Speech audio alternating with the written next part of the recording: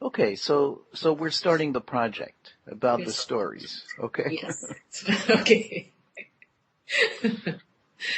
So I was thinking that, just like we did, our last conversation was around mindfulness and trauma. Mm-hmm. What if we had a conversation around mindfulness and trauma, but we brought in a story? Hmm. And The Little Prince is a good story. Hmm. So I don't want to touch on it today because I have not, because it's just so fresh, and I really feel that a myth or a story should really be held for a little bit so that it grows within you and gels within you, and But then, so what we're doing right now is, in a way, just like in SE, you can be at the edge of something. Um, we're at the outer edge of that story. yes, we're at the outer edge of the story. And we are really, it's a sacred space, so we are honoring it by not just jumping into it. Absolutely, absolutely. And so we're not, yeah, so in a way, as we're not jumping into it, we're not going to talk about what's inside, but we're Yes, talking about what we can feel from the yes, outside of it, from the yes, outer edge. yes, yes. So, certainly what's happening inside for me as we're talking about this is kind of a welling up in here, Uh-huh. and chest and the Yes, eyes, yes. and so there's something that feels very moving about that. Hmm. So tell me a little bit more about, what is it that feels moving about that? Can you put that into words?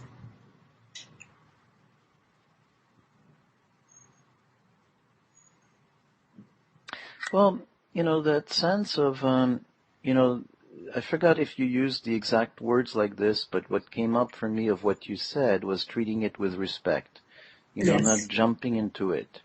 Mm-hmm. So there's something that feels very nice about like that thing, Uh-huh. that circle, that sacred Uh-huh. space, that we're moving around it, but we're Yes. treating it with a lot of respect. We're not kind of Yes. jumping into it. Yes. Yes. The word that comes to mind is circumambulating it. Yes.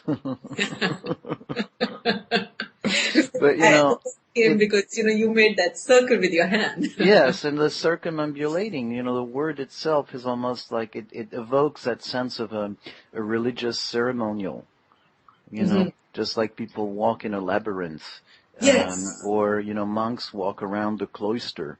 Yes. Yeah. Yes. And so today is also the day that you spoke earlier about that New York Times article. So can you speak a little bit about that, and what is it that touched you when you read that article today about the Little Prince and the author? Also, there's a lot of stuff, and in some way, I don't want to go into the detail of it like we did before, but just part of it, certainly a big part of it, is also it's a story. Mm. And there's something that feels very powerful to me about story. And I think very similar to what you were sharing the other day when you were talking about the stories, as a kid. Mm-hmm.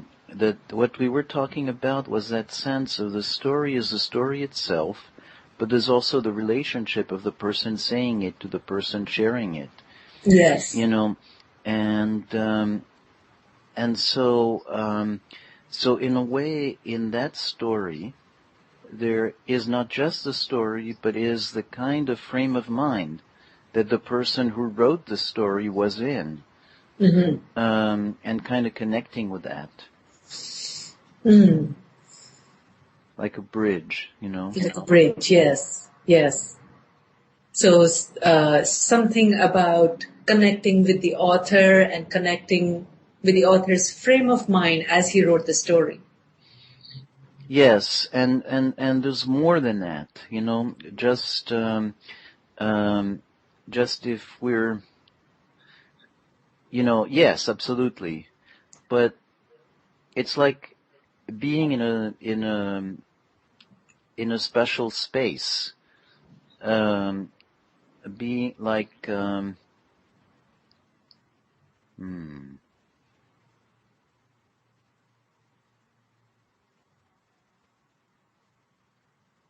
It's like the part of me that doesn't want to put words to it. Yes, I get that. And I'll be honest with you, a part of me is happy to have you put the words to it as I've been asking you questions.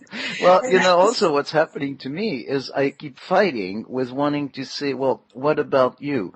It's in a way I want to hide a little bit in this yes, place. we are And so, both in that space. We're in that space together. right, right. No, you talk. No, you talk. No, And I'll share, as we started talking, I'm here, you can't see me on Skype, but I'm touching my belly. And my belly is just so alive. And it's not a feeling that I've had, but it's almost like, like the energy is flowing within my belly mm-hmm. and it's in a circular form. And it's almost like, I don't know if you've seen how some of the Japanese art where they just have a circle. Mm-hmm. Mm-hmm. It's that kind of a feeling, Mm-hmm. It's just Yeah. that circle, but it's like, it's a little bit of an open circle. So it just starts out strong and then it, circles and it kind of like washes, Mm-hmm. Mm-hmm. So I'm having that energy flow through as we are talking. And it's a very pleasant feeling, very, very pleasant to feel my belly, Mm-hmm. Mm-hmm.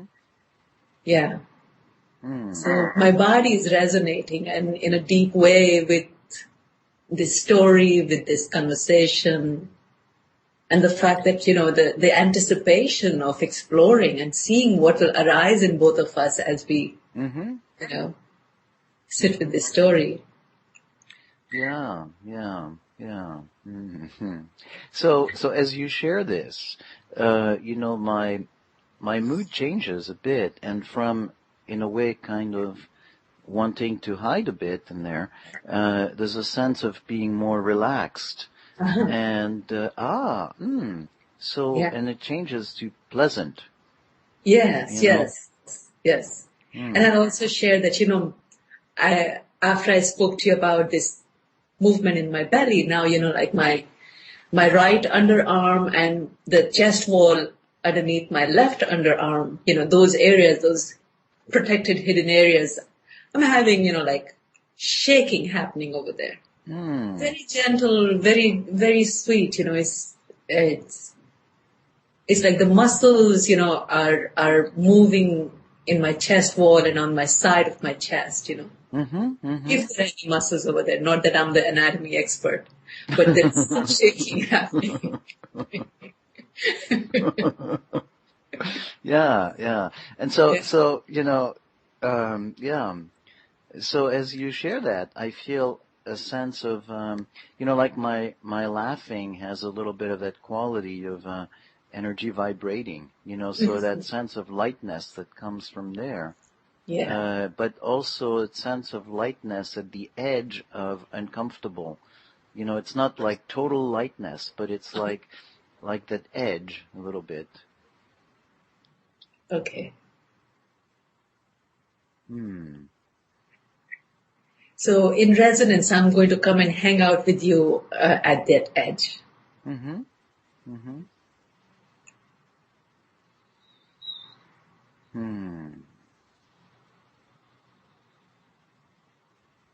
So the image that comes from me is,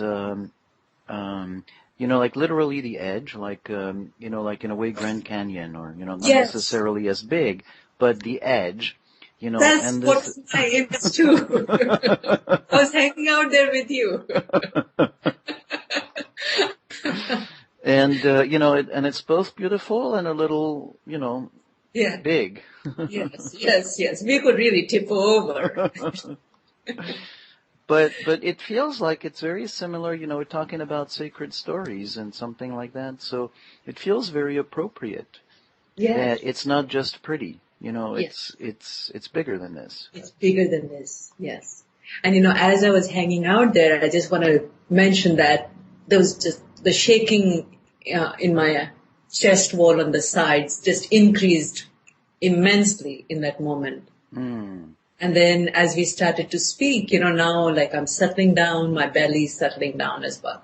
Mm. Yes.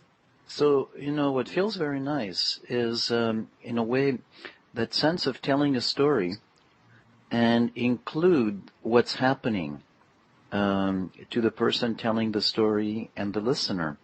And I've always liked in telling a story that telling a story is not just like, reading a newspaper article of it or a neutral thing, but the good storyteller is very connected to the audience.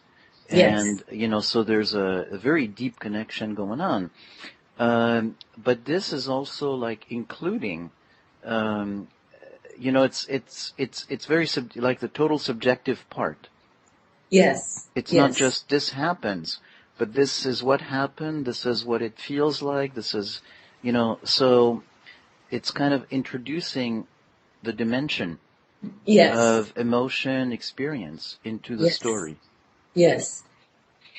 And, I want to add that for me, there's a dimension of emotion and physicality, but then there is another dimension as well. And, I can't put it into words, so I'll give you a feeling tone for it, where in Australia, when you see some of the Aborigine art, it's called, they go into a dream world, and I think that's what it's called. I'm not sure, but I have images of that art and having been in Australia and seen that. So I feel that that's another aspect where they would tell stories and they would go into this dream space. It's an altered space that you go into if you allow yourself to, and then the story works you. Yeah, yeah. And then when you come out of that into this physical reality, you have shifted. You may not be able to name the shift, but something inside has shifted. Yeah. So my intellectual side goes to, like something I was thinking about a couple of days ago, and I'm struggling with, do I bring it or do I stay with it a little longer, No, please do. Everything is welcome.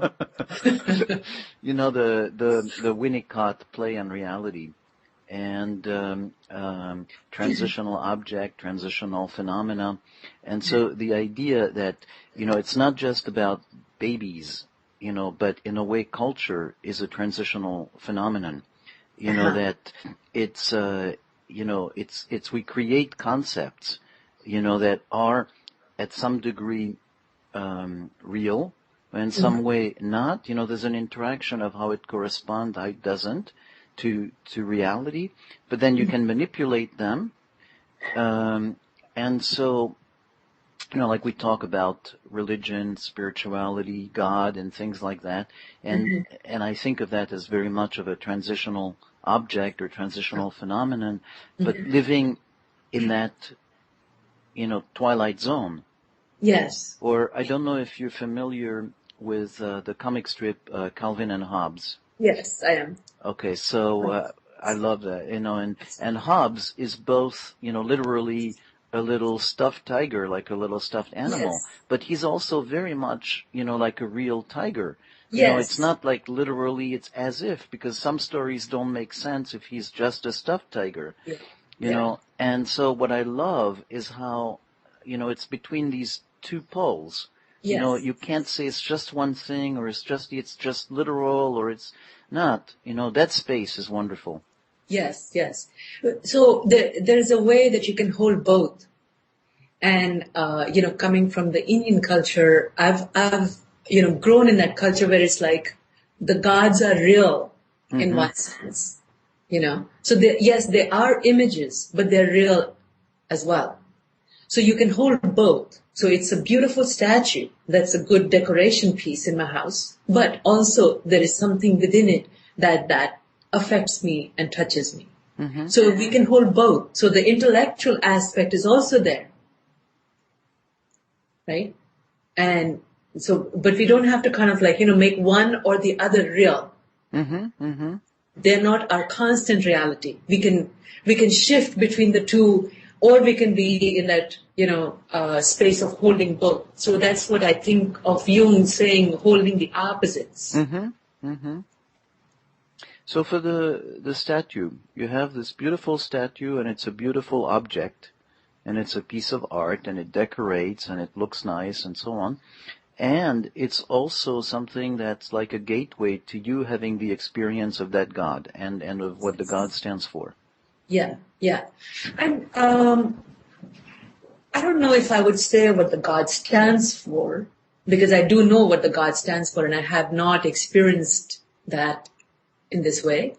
But it is as you would call it in psychotherapy, you'd call it a transitional object. So it's like, let's not take the statue. Let's think about a mother, So if I've had a positive mother growing up, Mm-hmm. and let's say, my mother lives hundreds of miles away.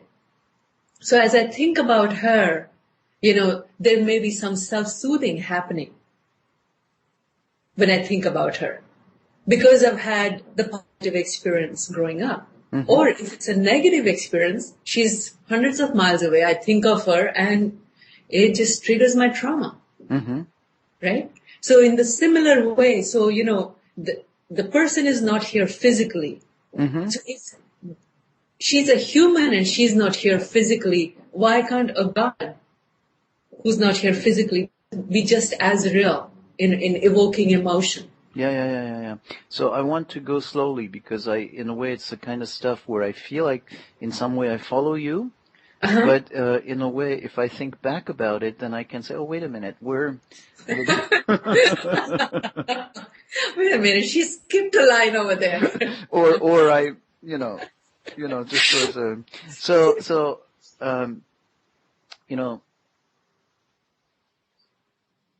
somebody thinks about their mother, mm-hmm. and the mother is not here, but... you can reconnect to the good experiences and have a good experience of the mother, or to the bad experiences and have the bad experiences in the mother. So in a way, the mother is alive and present. Yes. For that person. Yes. Even though she's not really present right now and not interacting. Yes. And so that the God can be alive and present, mm-hmm. whether or not the God is actually present in the room, in the space, or even, in a purely physical way exists. Yes. So, like when you go for a movie, mm-hmm. you know how much of the emotion you're going through, how much your body is like flooded with the emotion, with the chemicals. So if you go for an action movie, you're going through the whole stress hormone, stress cascade in your body. Mm-hmm. All for something which does not exist. Mm-hmm. So it's the same thing. I agree. Okay, God doesn't physically exist, but you can have the whole range of emotion mm-hmm. and connection. Yep. You can have that. No, so yeah. So that's that part of the, it exists and it doesn't exist. And if you look at it, does it exist in a sense of, can you see it? Can you touch it? Can you measure it? No. But mm-hmm. if you look at, does it exist in the sense of, does it have an effect? Yes, it has an effect, because when you interact with it, something happens. Yeah. And sometimes you hold on to it. You hold on to it and it's your touchstone. So like when we talked earlier about The Little Prince. Mm-hmm. In some way, that story touched you when you were growing up. Mm-hmm. Actually, it touches me more after I was, grown up than when I was growing up. Okay. But you go, but there's something but about there's something, that. But there's something that what touched me afterwards were some things that had to do with when I was growing up. not the story itself, but yeah. Okay. Actually, even the Okay. story itself, when I remember it, because when I was a kid, I had it as a book with records, Uh-huh. and after each page, there was a voice that said, "Turn the page, child," or something. So, Okay. which was a little weird, but so it's part of the whole package, yeah. Yeah. Yeah. It's kind of like inviting you into the next stage of the little prince's journey. Yeah. Mm-hmm. Yeah. Yeah. But the part of it is, in a way, it's very similar to what you're talking about. It's not just the story itself or the book, but it's all the other stuff that's there. Like you say, the mother who's not there and the experiences. So it's like when you have like an oyster that stays in the ocean, you have all kinds of moss and stuff that gets on the shell. What you get is Yes. not the oyster, but everything else that's kind of glommed onto it. Yes. And Yes. so the story is not just the story, but all the other stuff around it. Yeah. Yeah. Yeah. But, to stay with the analogy, it's just so beautiful. Then, you have all of this stuff all around the oyster, but then when you open the oyster and you eat the oyster itself, Mm-hmm. which is like the story, when you get to the kernel of that, it is just so beautiful. Mm-hmm. Mm-hmm. Mm-hmm. So delicious. Mm-hmm. So I'm coming back to, the image we had, like of circling around, Mm-hmm. this thing, the circumambulating, that sacred space. Yes. And, um, and so right now I feel like, well, we've done this. We've been doing this Yes. We because have. we're not in the middle and Yes. we're kind of talking about it. Yeah. And there's a very profound sense of satisfaction about it. Uh-huh. And at the same time, certainly on my part, like a sense of not going into that center. Yes. Like Yes. staying at the shell of the oyster, not wanting to go into there, Yes. the oyster itself. And it's like, wow, this is an oyster, Yeah. This is. And I'll be honest with you, what I would like to do Mm-hmm. is, and this is, my feeling, I'm open to how you would like Mm-hmm. Mm-hmm. to be with this, is I want to read the story before our next time Mm-hmm. and talk about the story, Mm-hmm. Mm-hmm. So that's what I would like. I've like read the story, I've like taught the story, taught from it, but there's just something about being with it Mm-hmm. fresh, like seeing it for the first time. Mm-hmm. Yeah. That's what I want to do. Yeah. Yeah. Yeah. Yeah. Yeah. Yeah. That sounds great. Okay. This is part of the Active Pause podcast at activepause.com.